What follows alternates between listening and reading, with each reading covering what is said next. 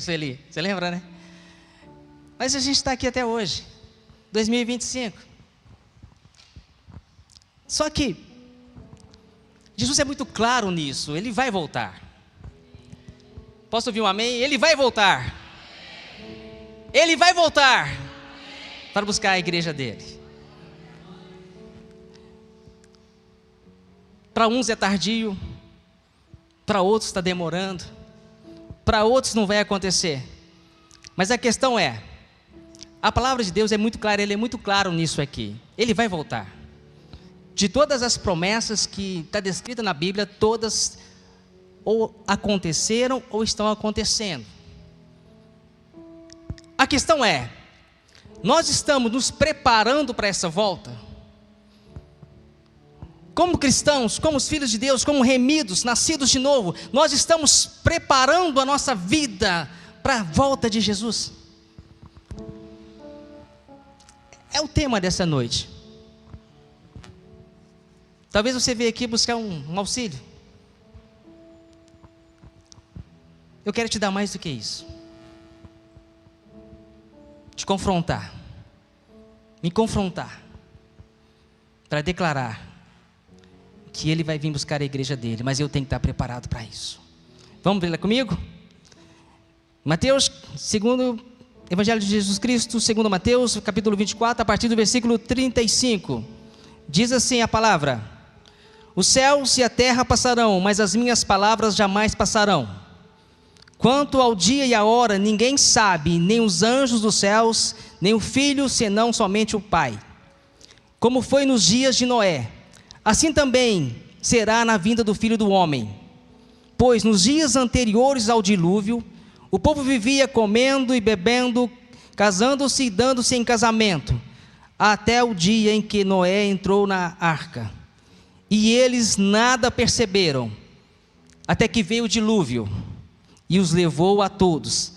Assim acontecerá na vinda do Filho do Homem. Primeira coisa aqui nessa noite: céus e terra passarão, mas as minhas palavras não. Você crê nisso? Palavras de Jesus: céus e terras passarão, mas as minhas palavras não passarão. O que ele fala depois? Quanto ao dia e a hora, ninguém sabe, senão somente o Pai. É nessa questão que eu queria que a gente se preparasse, porque ninguém sabe, ninguém ouviu falar, nem o próprio Filho de Deus. Somente Ele sabe, né, Ravani? Pastor Ravani, tem que corrigir. Gente, eu cresci com o Ravani, então é difícil, vai acostumando. Pastor Ravani, né? Mas isso, eu queria que a gente hoje passasse pela prova da Bíblia.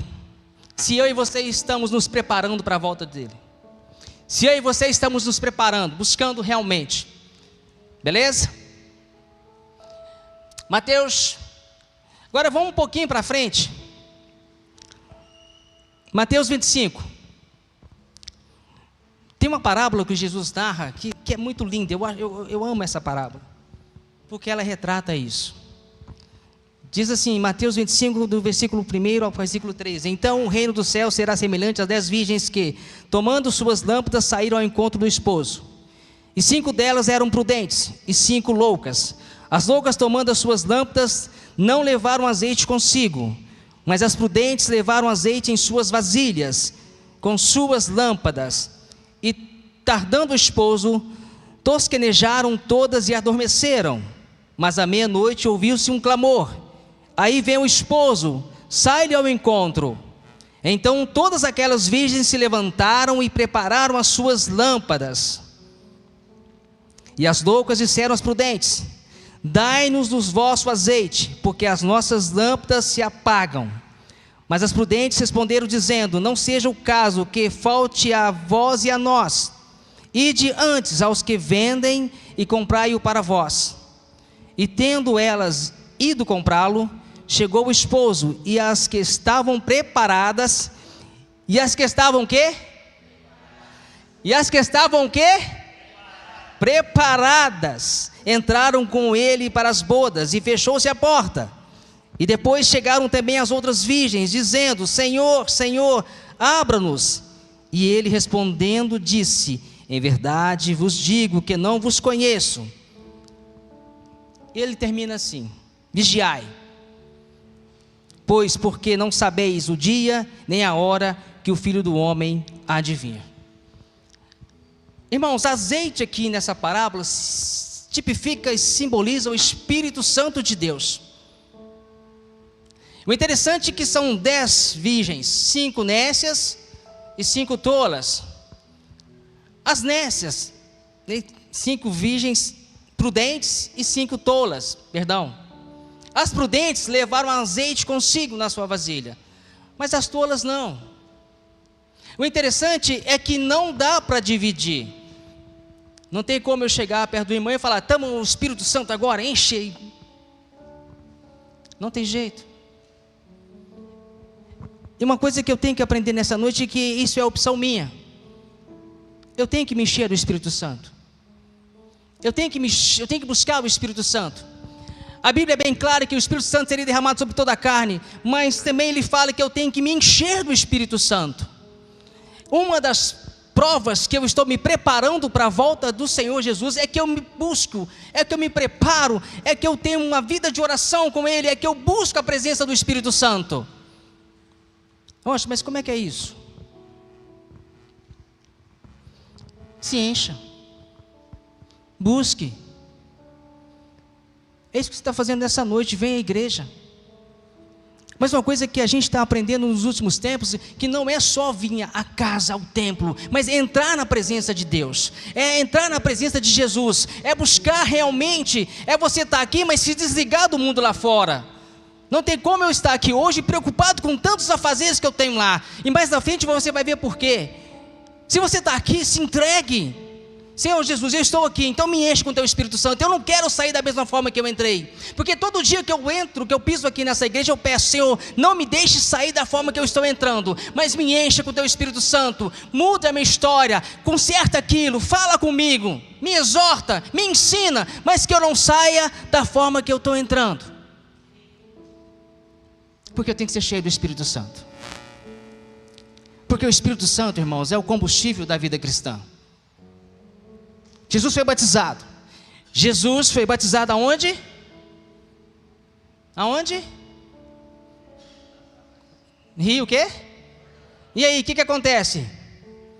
O que acontece? O Espírito Santo como o quê? Show, né? Filho batizando, o pai bradando: esse é meu filho amado, em quem me comprazo. O Espírito Santo descendo. O Espírito Santo desce. Levou ele para a festa, fez um churrascão, levou para o deserto, cheio do Espírito Santo.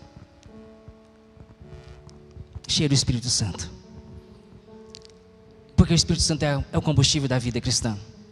É como, tem uns carros bacanas aí da hora. Eu gosto desse, assim, gente, talvez vocês já ouviram, eu vou cantar de novo, porque tem muita gente nova aqui hoje. Eu gosto de exemplificar assim.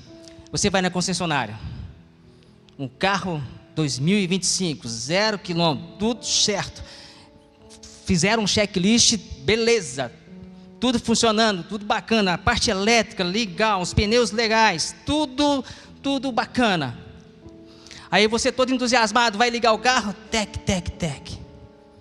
Mas o carro é 0, o carro é novo, Ravan. O carro está bacana, o que está acontecendo? Opa, vem um técnico, vamos olhar o que é. Está faltando combustível. E assim é a igreja. E assim somos eu e você. Não tem como eu só andar nas minhas aptidões. Na igreja eu tenho que andar com o Espírito Santo. Se eu quero ser preparado para a volta dele, eu tenho que estar cheio dele todo dia. E o Espírito Santo é isso. Mas como é que uma pessoa cheia do Espírito Santo? Uma pessoa cheia do Espírito Santo é muito fácil de você conhecer. Uma pessoa cheia do Espírito Santo, ela é frutífera, porque ela produz os frutos do Espírito. E quais são os frutos do Espírito? São amor, é alegria, é paz, é paciência, é bondade, é fidelidade, é mansidão, é domínio próprio. Esses são os frutos do Espírito. Mas vamos explicar mais ou menos aqui. Tá, uma pessoa cheia de Espírito Santo, ela tem prazer de servir na casa de Deus. Uma pessoa cheia do Espírito Santo, ela vem para a casa de Deus, não precisa de ninguém falar nada, ela já começa a trabalhar, porque ela tem alegria de estar aqui. Opa, eu vou trabalhar para Deus, eu vou fazer alguma coisa, eu vou arredar as cadeiras, eu vou varrer a igreja, porque está cheio do Espírito Santo, e é impulsionado a fazer isso, tem prazer de estar na casa de Deus. Uma outra característica de quem é cheio do Espírito Santo, sabe, irmãos, ele tem prazer em estar na presença dos irmãos, porque ele é promotor de paz. Uma pessoa cheia do Espírito Santo, pode estar quebrando lá no seu trabalho, você chega, você tem paz.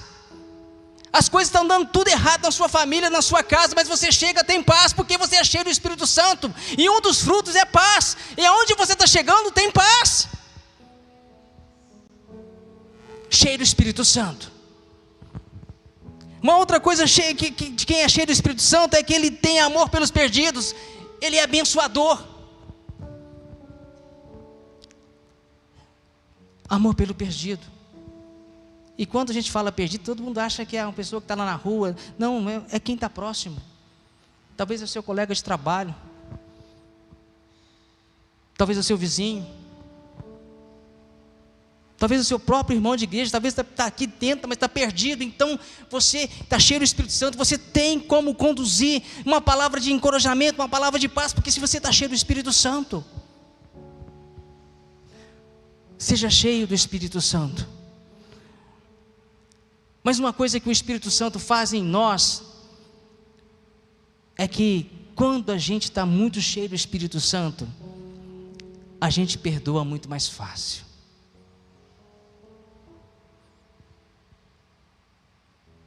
A gente é perdoador. Tanto a gente tem capacidade de pedir perdão. Opa, errei, me perdoa. Vacilei, não pisei na bola, me perdoa. Como também está perdoado, foi nada não, fica em paz, vamos caminhar junto também, cara, porque é uma pessoa cheia do Espírito Santo. Uma pessoa cheia do Espírito Santo. Diga para a pessoa que está ao seu lado assim: se enche do Espírito Santo. Não saia da forma que você entrou. E sabe o que eu quero te falar nessa noite? Se você tiver fé, a Bíblia fala: se eu tiver fé, tudo é possível àquele que tem fé. Então tenha fé. Está difícil, eu sei que está difícil.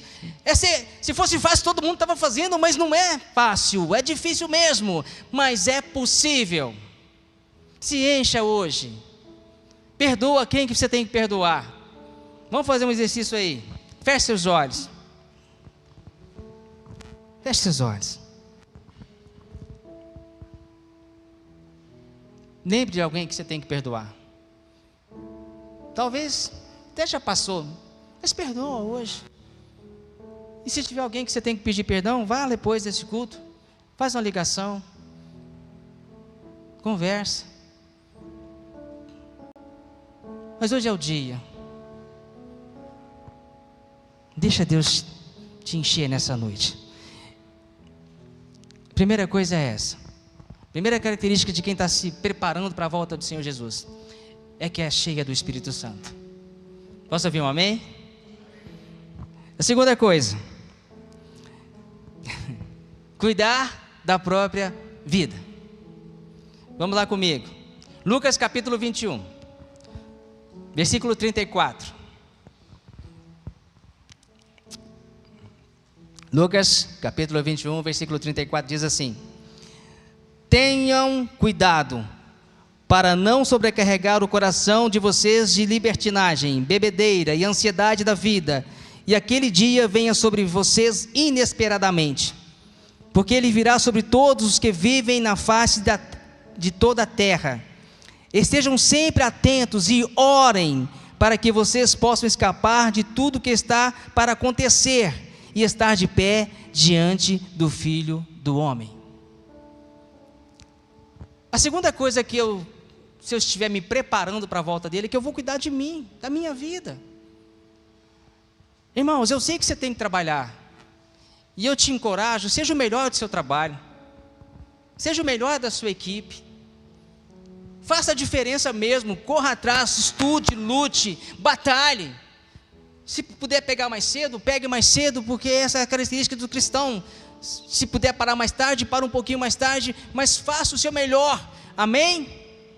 Mas isso não pode ocupar nem tomar o lugar de Deus na sua vida.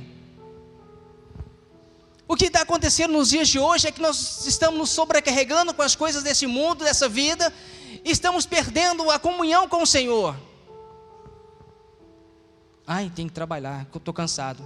Aí, eu não vou no culto hoje não, viu, pastor Ravano, porque eu trabalhei demais a semana nossa, a semana foi pesada, então eu estou cansado, eu não vou trabalhar, eu não vou na igreja hoje.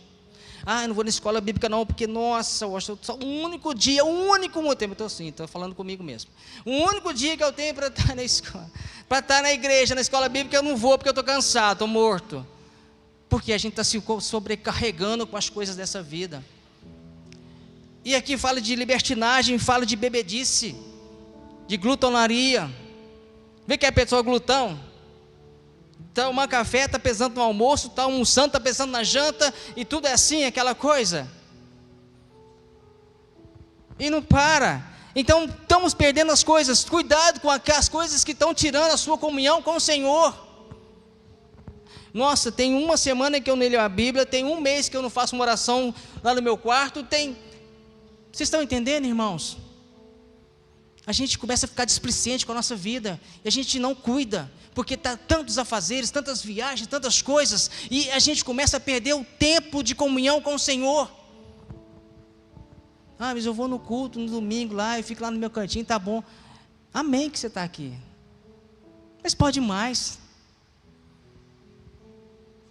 E depois que a gente descobre que essa comunhão com o Senhor é a coisa mais importante que nós temos nessa terra, aí você, nossa, que tempo que eu perdi. E a gente começa a não olhar mais para nós, a gente começa a olhar para o vizinho, né, Sueli? A gente só fala do outro, ainda mais agora nesse tempo de rede social, e de Instagram, e de, sei lá, nem Orkut não, né, Orkut já acabou, né? É brincadeira. E as pessoas começam a olhar as outras. Nossa, fulano viajou. Nossa, fulano fez isso. Aí eu tenho que trabalhar mais porque eu também tenho que viajar. Eu também tenho que trocar meu carro. E a gente começa nessa coisa e perde a comunhão com o Senhor. Cuida da própria vida. Opa, eu tenho que cuidar da minha área espiritual. Eu tenho que cuidar do meu emocional. Cuida. Porque coração aqui, tem cuidado para não sobrecarregar o coração. O que é coração aqui? Mente, vontade e sentimento. As pessoas estão ficando doentes hoje, porque sobrecarregam demais.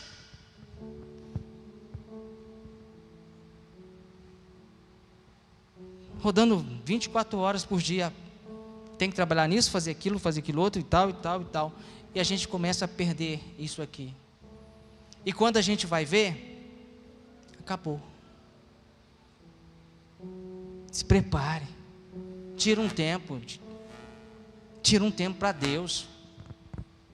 Que seja, está indo no seu trabalho, vai orando. Eu sei que é difícil às vezes, tem muita coisa. Eu sei que tem pessoas que têm muitas responsabilidades, muita coisa aqui que define, dirigem, mas tira um tempo. Vou acordar mais cedo. Porque se você estiver na faculdade, alguém te perguntar, o professor, se você falar para o professor que não tem tempo, ele vai falar assim: o que você faz da meia-noite às 2 da manhã? Ué, vou dormir. Então estude nesse horário. É Deus falando com alguém aqui hoje. Está falando que não tem tempo? Então, tira um tempo para Deus. Cuida de você. Mas assim, eu sei que pregam muito aqui, falam de você fazer uma academia. Glória a Deus por isso. Vai na sua academia, estude, se especialize. Mas eu quero falar de hoje de tempo com Deus. É de você e Deus, tete a tete. Jesus Cristo, Jesus. Se você ler os evangelhos, você vai ver que toda hora ele estava orando a Deus. Toda hora ele estava diante do Pai. E você já viu eu gosto desse exemplo, aquele casal que tem muito tempo junto, fica muitos anos casados, Aí eles vieram de famílias totalmente diferentes, mas com o tempo de convivência vão ficando parecidos. Um fica gordinho, outro também fica gordinho, outro magrinho, outro fica magrinho. E a coisa vai, porque estão convivendo junto, estão fazendo tudo junto. E a gente tem que ser parecido com Jesus. E como é que eu vou ficar parecido com Jesus, Angélica? É tendo tempo com Ele. E se eu não tiver tempo com Ele, eu vou parecer com quem? Com o que eu estou vendo. É Netflix, né? É um livro de autoajuda. Mas nunca com Jesus. Porque eu não tenho tempo com Ele. Como é que está seu tempo com Jesus? Como é que está a sua vida com Jesus? Em Colossenses, do capítulo 3, versículo 1 e 2, fala assim: portanto, se já ressuscitaste com Cristo, buscai as coisas que são de cima, onde Cristo está sentado à destra de Deus. Pensai nas coisas que são de cima e não nas coisas que são da terra. Ah, Washington, mas eu tenho que trabalhar. Amém, trabalhe. Mas pense nas coisas que são do alto. Deixa eu fazer uma pergunta aí. Consagrou seu trabalho hoje para Deus? Não? Você consagrou sua família para Deus hoje? Levante a mão, sem vergonha. Amém. Consagrou sua vida hoje? É isso que eu estou falando. Está vendo? A gente tem que fazer isso todo dia. Tem um consagro. Está aí nas tuas mãos. Direciona, dirija. Busca as coisas que são do alto. Pense nas coisas que são de cima. É isso que eu estou declarando, que eu estou me preparando para a volta dele. Outra coisa que a gente tem que aprender aqui. Hebreus capítulo 12, versículo 14 diz assim: esforcem-se para viver em paz com todos e para serem santos. Sem santidade ninguém verá o Senhor.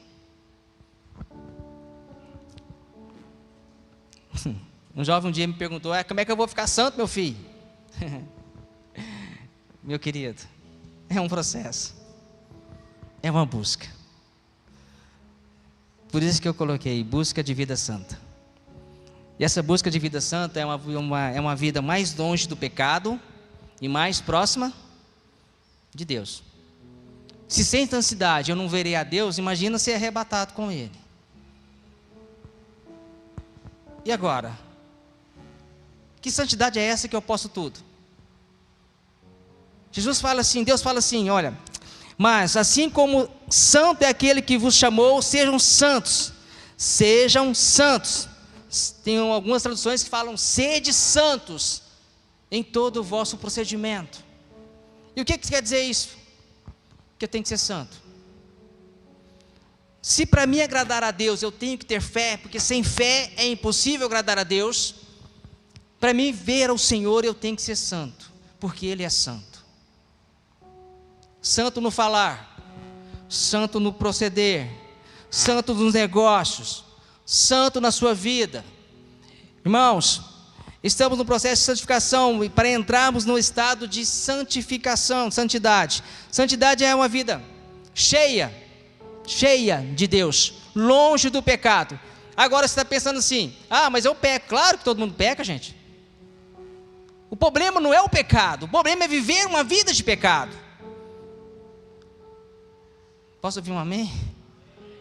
Uma vida de pecado é uma vida que você faz consciente. Você sabe que está errado, você sabe que Deus não aprovou, que Deus não aprova, mas você está insistindo naquilo. Porque pecar, se eu falar que eu não tenho pecado, eu já estou pecando. A questão não é essa, a questão é ter uma vida de pecado. E vamos esmiuçar um pouquinho aqui. Por exemplo, e se eu não sou casado, mas eu tenho um relacionamento com a minha namorada, é o quê? Pecado. Não estou sendo santo. Se eu faço todo tipo de corrupção na vida, eu não estou sendo santo.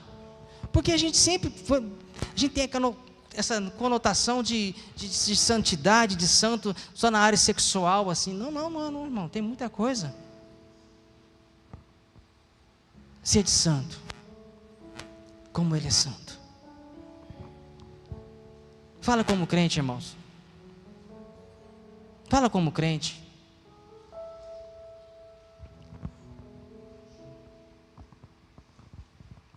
já fui muito crente mesmo. Hoje estou mais ou menos. Sabe por que eu falo isso? Não é com alegria, com tristeza mesmo. Eu era líder de jovens aqui. E eu cantava um hino lá na Embaré. Eu trabalhava na Embaré na época. Eu sempre cantava um hino. E eu fiquei sabendo que se tem algum aqui, eu não sei, que criaram um grupo onde falam do hino que eu cantava até hoje. Mas eu era mais crente. Porque quando eu chegava, se tinha uma rodinha contando piada, fazendo as coisas, eles paravam. E falavam assim, ixi, o crente vem, para aí. Só que hoje não. Hoje nem ligam. Porque eu também não estou ligando. E isso, já tem 25 anos que eu sou convertido. E essa semana me marcou isso. As pessoas têm que ver em você uma santidade. Não é que você vai ser melhor do que ninguém, não é que você... Mas as pessoas têm que começar a enxergar em você, opa, não vou falar perto dele, não vou mostrar isso para ele, não vou mandar isso para ele, porque ele não gosta, ele não... Vocês estão me entendendo? Posso ouvir um amém? E como é que você... Porque assim, mas é o que sai, tudo bem. Mas o que você está fazendo da sua vida, meu querido? Você quer ver Deus? Seja santo. Não tem como eu falar que eu sou de Jesus e eu vi o funk lá das cachorras. Tem? Não tem. Está rindo, né? Não tem jeito, irmãos.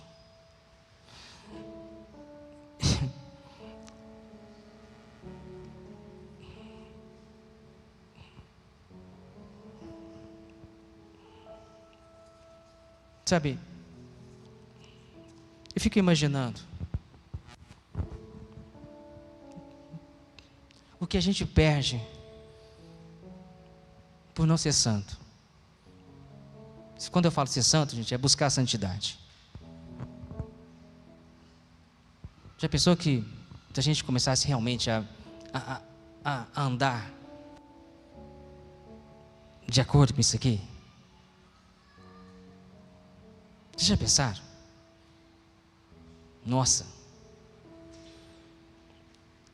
se todo mundo aqui, essa cidade, cara, todo mundo estava aqui dentro, a gente convertia. Esse é o intuito. É a gente andar, que as pessoas, opa, eu confio nele. Como é que é o seu nome? É Bruno? Eu confio no Bruno. É íntegro. Como é que é o seu nome? Como? Não entendi. Dele. Vinícius? Vinícius. Nossa, eu confio no Vinícius. Seu pai trabalha na usina, não trabalha? Trabalhou, né? Sua família é de lá. Você conhecia. Que bom que você está aí. Mas Vinícius, é muito bom que as pessoas, nossa, Vinícius é bacana. Nossa, ele era da igreja.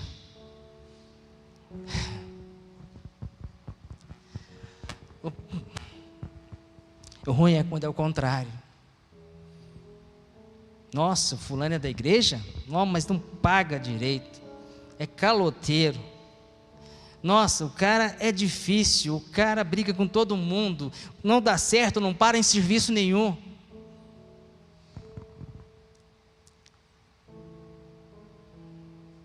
Até quando?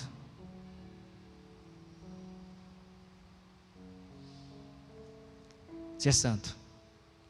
Porque Ele é santo. Uma outra coisa que a gente tem que vai declarar que se eu estou ou não preparado para a volta do Senhor. E essa é meio pesada, né? No 1 Coríntios, capítulo 15, 19, diz assim: se esperarmos em Cristo só nesta vida, somos os mais miseráveis de todos os homens.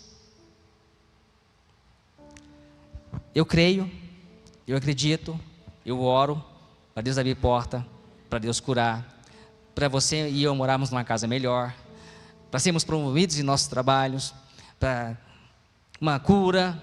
Eu creio nisso. Mas, irmãos, se a gente esperar em Cristo somente para isso, somos os mais infelizes de tudo, de todos os homens. Porque o que eu quero que você aprenda nessa noite, que a minha esperança e a sua esperança tem que estar onde? Lá no eterno, nas coisas que são eternas, não somente aqui. Eu creio sim, irmãos, eu creio, já orei muito por isso, para Deus abrir a porta para comprar um carro novo, para comprar uma casa nova, para restituir casamentos, para abençoar vidas, para abrir portas de trabalho. Eu sei que Ele faz tudo isso porque tem todo o poder, porque nada é impossível, e se eu tiver fé, vai acontecer como eu estou esperando. Mas não é só para isso que Ele morreu naquela cruz do meu lugar. É isso que nós temos que ter em primazia, buscar em primeiro o reino dos céus e a sua justiça, e as demais coisas vos serão acrescentadas. Busca primeiro, Ele tem que ser o primeiro. Busque e pense nas coisas que são eternas.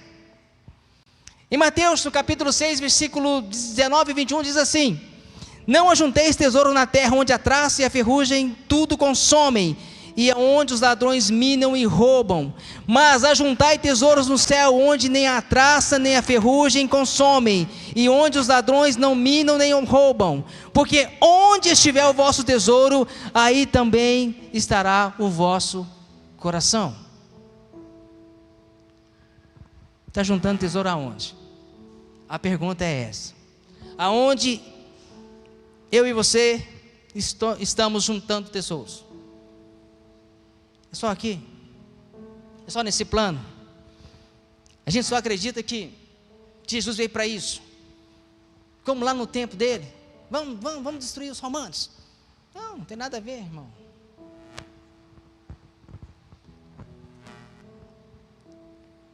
Juntar os tesouros nos céus. Se eu crer que somente nessa vida que Ele é bom para mim, sou um miserável. Então que a partir de agora, que a gente comece a se preparar mesmo todos os dias, porque Ele está voltando. Não demora. Casavam-se e davam-se em casamentos. E deixa eu pintar um quadro aqui. No tempo de Noé, como que vocês acham que era?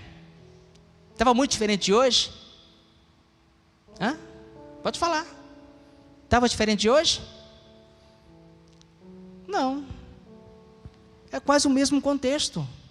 É claro que hoje tem a modernidade da internet, tem a modernidade das coisas, mas, sexualmente falando, era uma depravação total. Então está chegando, está findando, e a gente está dormindo. Porque a gente está esperando em Cristo somente nessa terra, somente agora, somente o hoje. Ah, Washington, mas não é assim não. É, irmão, sabe por quê? Quantas pessoas você conhece que já estiveram aqui, chegaram na igreja, a igreja recebeu, aí o Senhor começou a abençoar famílias que estavam destruídas, o Senhor começou a abençoar, homens que chegaram aqui falidos, e Deus começou a tratar, Deus foi levantando, Deus foi ajudando, e foi tudo prosperando na vida dele, e quando ele começa a prosperar, e quando ele começa a mudar a situação, o que acontece? Não, agora eu tenho que trabalhar mais, e começa a sair. Agora eu vou comprar um sítio, e vou ficar tranquilo. Porque começa a perder, porque pensa que é só nessa vida, para esse tempo. Quantas pessoas estão deixando o evangelho por isso? E outra coisa que está acontecendo, irmãos, e tomara que não aconteça comigo e nem com você, porque se Deus fizer, Ele é. Se Deus fizer, Ele é.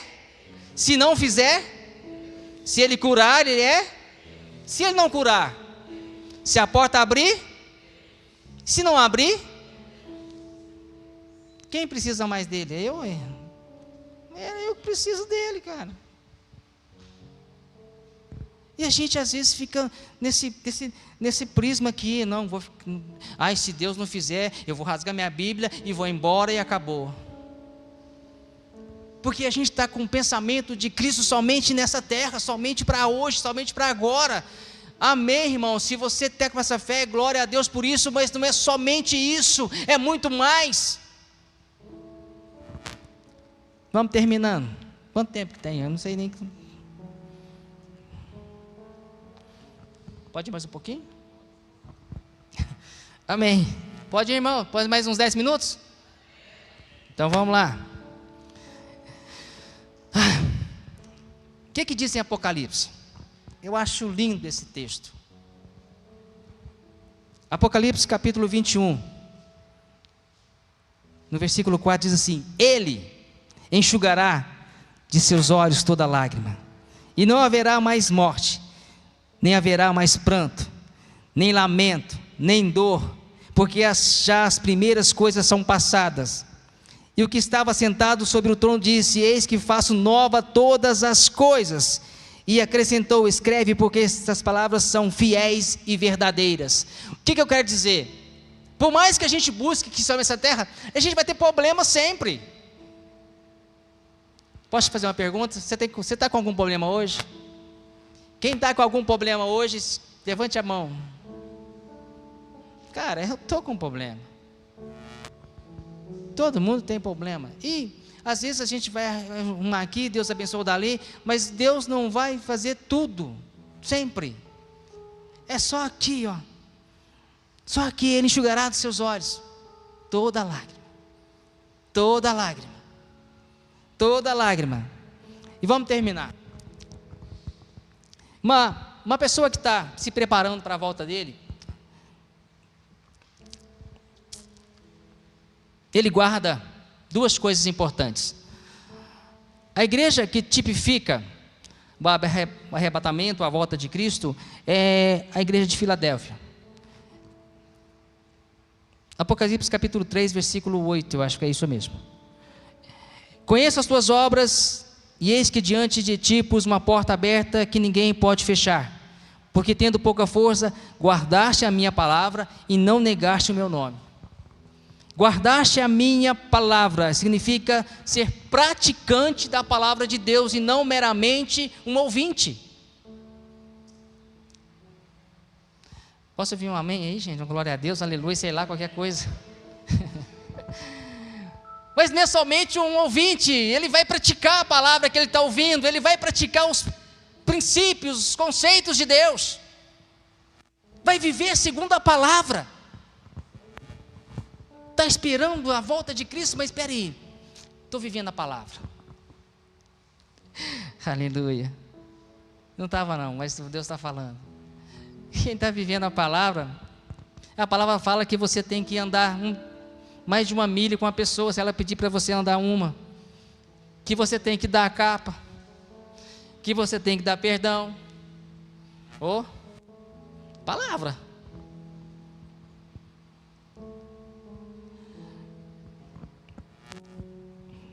Mateus capítulo 7, acho que é 7, 24, diz assim: E todo aquele, pois, que escuta as minhas palavras e as pratica, assemelha-lo-ei a um homem prudente, que edificou a sua casa sobre a rocha, e desceu a chuva, e correram os rios, e assopraram ventos, e combateram contra aquela casa, e não caiu, porque estava edificada sobre a rocha. E aquele que ouve as minhas palavras, e não as cumpre, compará-lo-ei a um homem insensato, que edificou a sua casa sobre a areia, e desceu a chuva, e correram os rios, e assopraram os ventos, e combateram contra aquela casa, e foi grande a sua queda.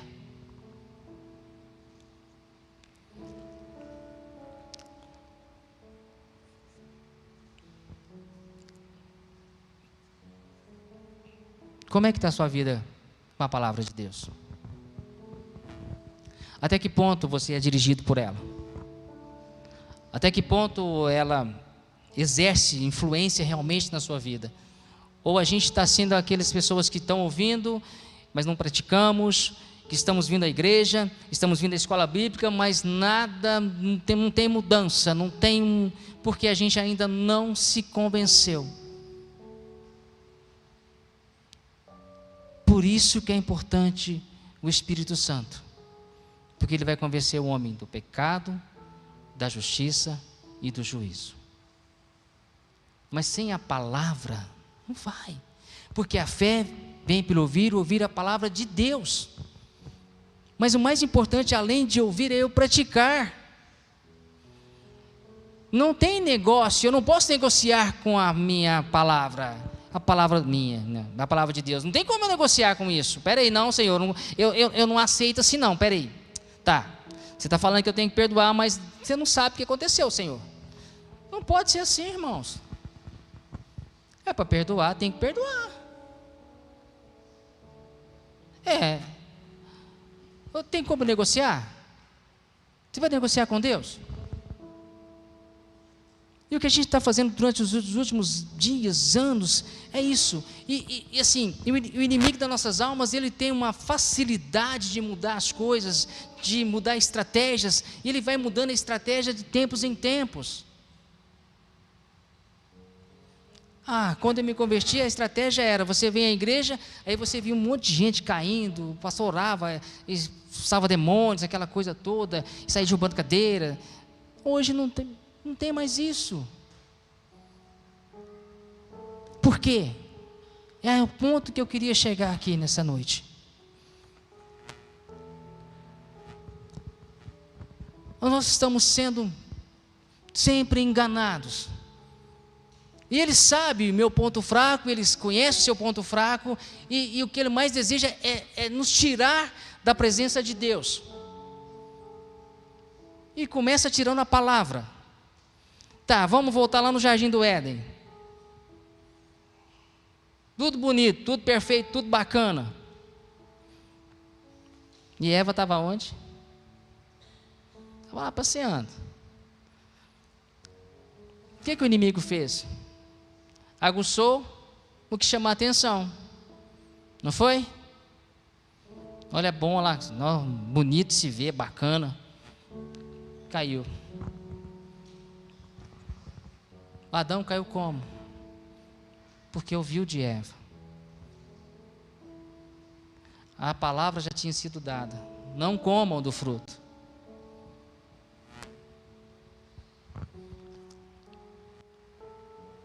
Não, mas se você comer, vai te abrir os olhos, você vai ficar igual Deus e tal.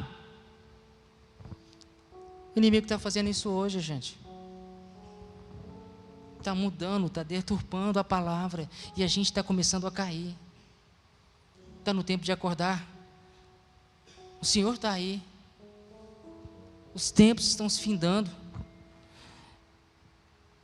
E a segunda coisa que declaro aqui sobre a igreja é que guardaste a minha palavra, não negaste o meu nome. O que significa isso? É fé. É fé para suportar. Porque a gente tem fé para algumas coisas. Por exemplo, eu tenho fé que vou ser curado, eu tenho fé que vai dar certo, eu tenho fé que a porta vai se abrir. Mas assim, e a fé posicional agora? De posição de crente, de posição de homem de Deus, de mulher de Deus. Sabe essa fé que a gente tem que ter? Opa, esse negócio não está certo não.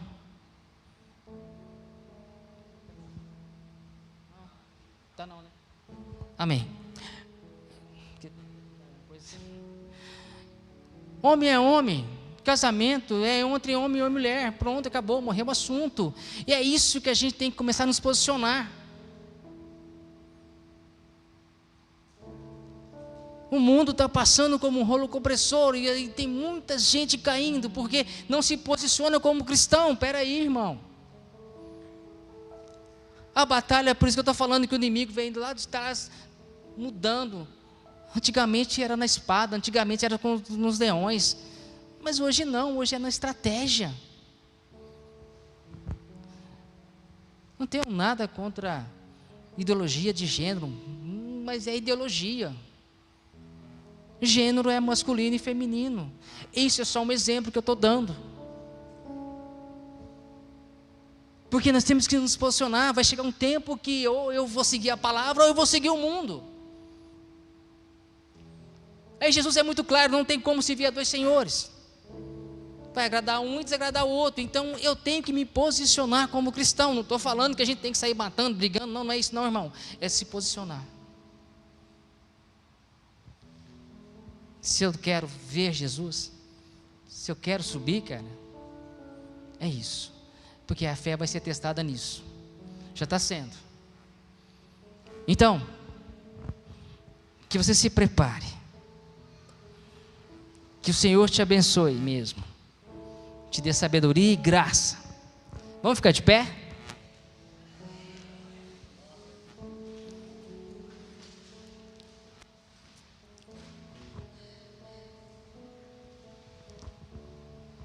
Mas o mais interessante